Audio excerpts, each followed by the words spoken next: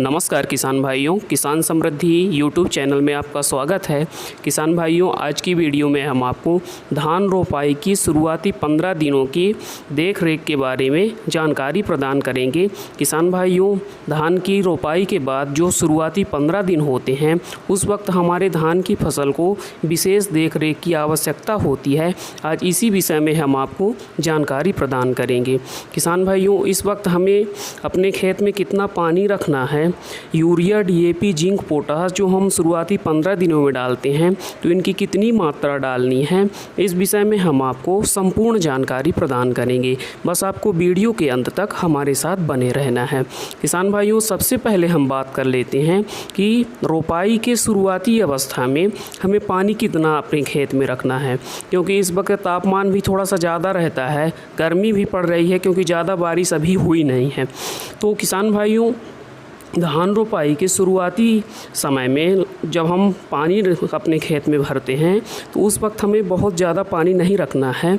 करीब 4 से 5 इंच ही आप अपने खेत में पानी रखें तथा 2 दिनों के बाद उस पानी को निकाल दें और नया पानी फिर से भरें, क्योंकि पानी ज़्यादा गर्म होता है और हमारे जो धान के पौधे की जड़ें हैं वो उतनी एक्टिव नहीं होती हैं, जिसके कारण कई बार देखा जाता है कि पौध सूखने लगती है। तो आप पानी गर्म ना होने दें, आप उसे समय समय पर बदलते रहें तथा ज़्यादा मात्रा में पानी ना भरें। किसान भाइयों, अब हम बात करते हैं उर्वरक प्रबंधन की। अब हम आपको यूरिया, डीएपी, जिंक और पोटास की कितनी मात्रा डालनी है इस बारे में बताएंगे तथा एमओपी का प्रयोग करना है या एसओपी का प्रयोग ज़्यादा लाभकारी है, इस बारे में भी हम जानकारी देंगे। जिंक जो कि कई फॉर्म में आती है, एक जिंक सल्फेट 21% आती है, 33% चिलेटेड जिंक है, जिंक ऑक्साइड है, सल्फो जिंक है, कौन सी हमारे फसल में हमें ज़्यादा लाभ प्रदान करेगी, अब हम इसके बारे में आपको जानकारी देते हैं। सबसे पहले मैं बात कर लेता हूँ डीएपी की, जिसमें कि 46% फास्फोरस और 18% नाइट्रोजन पाया जाता है। किसान भाइयों, फास्फोरस हमारे पौधों की संरचना में और उत्पादन में बहुत ज़्यादा असर डालता है, इसलिए फास्फोरस का प्रयोग हमें अपनी फसल में ज़रूर करना है। किसान भाइयों, फास्फोरस जो होता है तो जब हम इसे अपने खेत में डालते हैं तो यह जहाँ पर पड़ जाता है वहीं पर स्थिर हो जाता है तथा इसको घुलने में भी ज़्यादा टाइम लगता है। मतलब कि जब हम डीएपी डालेंगे तो जो फास्फोरस होगा तो जहाँ पड़ जाएगा वहीं का वहीं स्थिर रहेगा, ये पौधों के पास नहीं जाएगा बल्कि पौधों की जड़ों को इसके पास जाना पड़ेगा और ग्रहण करना पड़ेगा। इसलिए डीएपी का प्रयोग जब आप करें तो आप खेत की तैयारी के वक्त ही डाल दें इसको, और यदि आप उस वक्त नहीं डाल पाते हैं तो आप रोपाई के 3 से 4 दिन बाद अपने खेत में डीएपी का प्रयोग करिए, क्योंकि शुरू में यदि उसी दिन आप डीएपी डालते हैं, बहुत से किसान भाई ऐसा ही करते हैं कि जिस दिन रोपाई होगी उसी दिन वो खाद डालना चालू कर देते हैं, तो आप उस दिन मत डालिए।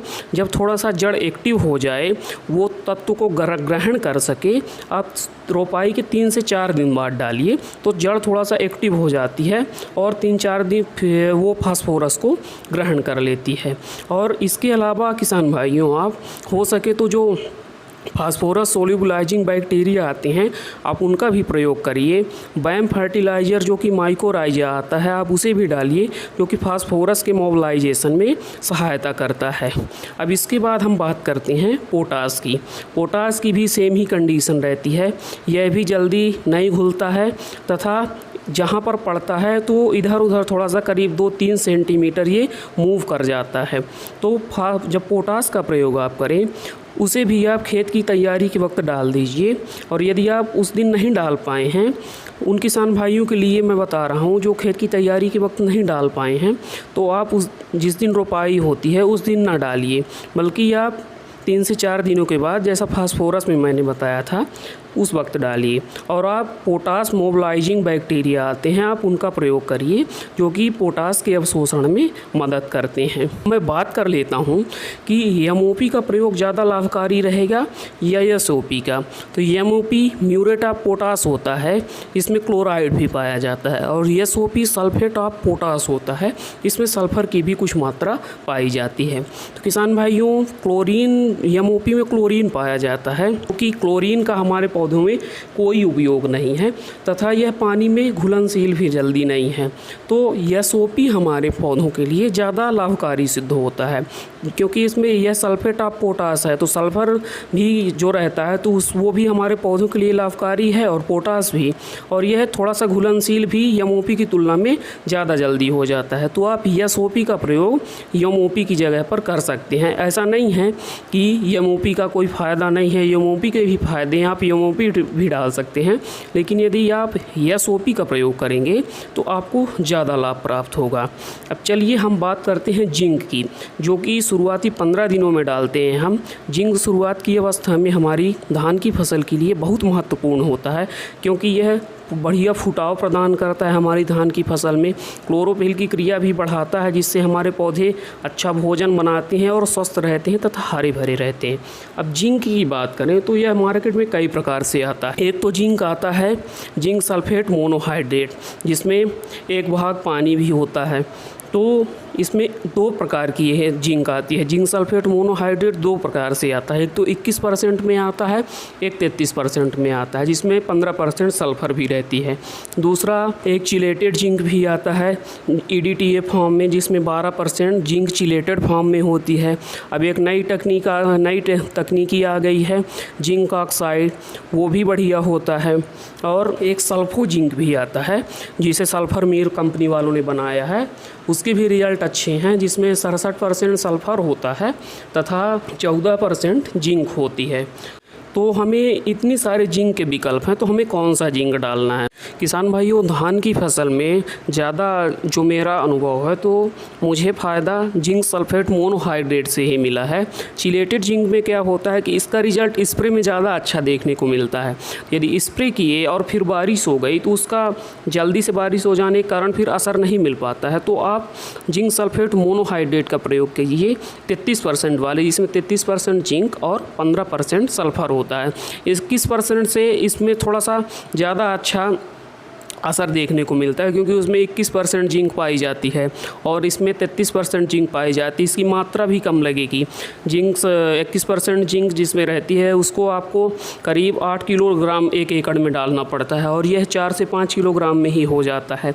और यदि आप जिंक ऑक्साइड ले लेते हैं तो वह और भी अच्छा है, लेकिन उसमें भी स्प्रे का रिजल्ट ज़्यादा अच्छा है।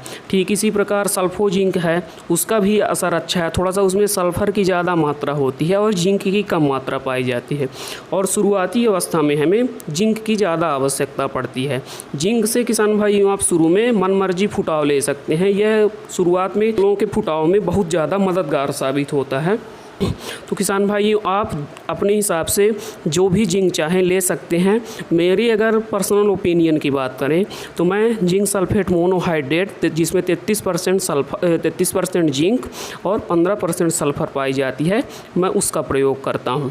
अब बात कर लेते हैं यूरिया की। तो किसान भाइयों, यूरिया की ज़रूरत जो है तो वह शुरुआती 15 दिनों में ही होती है। तो आप करीब 30 किलोग्राम यूरिया शुरू के 15 दिनों में डाल दीजिए।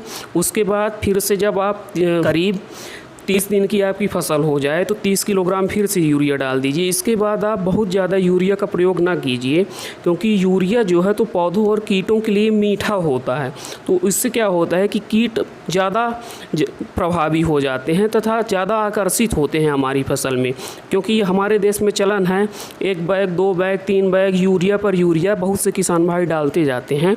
तो आप थोड़ा सा एक सावधानी रखिए, आप यूरिया का प्रयोग कम कीजिए। उसकी जगह पर आप माइक्रो न्यूट्रिएंट डालिए, जो सीवीड एक्सट्रैक्ट आते हैं उनको डालिए। जिंक सल्फर का प्रयोग कीजिए, जो कि हमारे पौधों के लिए ज़्यादा आवश्यक होते हैं। तो किसान भाइयों, ये थी हमारी जानकारी धान की शुरुआती 15 दिनों में देख रेख के बारे में। यदि आप इसी प्रकार से देख रेख करते हैं और उर्वरकों का जैसा मैंने संतुलित प्रयोग बताया है शुरुआती 15 दिनों के लिए आप इनका प्रयोग करते हैं, तो निश्चित ही आपकी धान की फसल रोग मुक्त और अच्छी होगी। आपकी धान में फुटाव बढ़िया होगा तथा आपकी धान में ग्रोथ भी अच्छी होगी तथा पैदावार भी बढ़ेगी। आशा करता हूं किसान भाइयों कि मेरा प्रयास आपको पसंद आया होगा। आपसे अनुरोध है कि वीडियो को लाइक करिए, अन्य किसान भाइयों के साथ शेयर कर दीजिए तथा चैनल को सब्सक्राइब जरूर कर लीजिए और पास में बनी बेल आइकन की घंटी को भी दबा लीजिए, जिससे खेती से संबंधित नई वीडियो समय समय पर आपको मिलती रहे।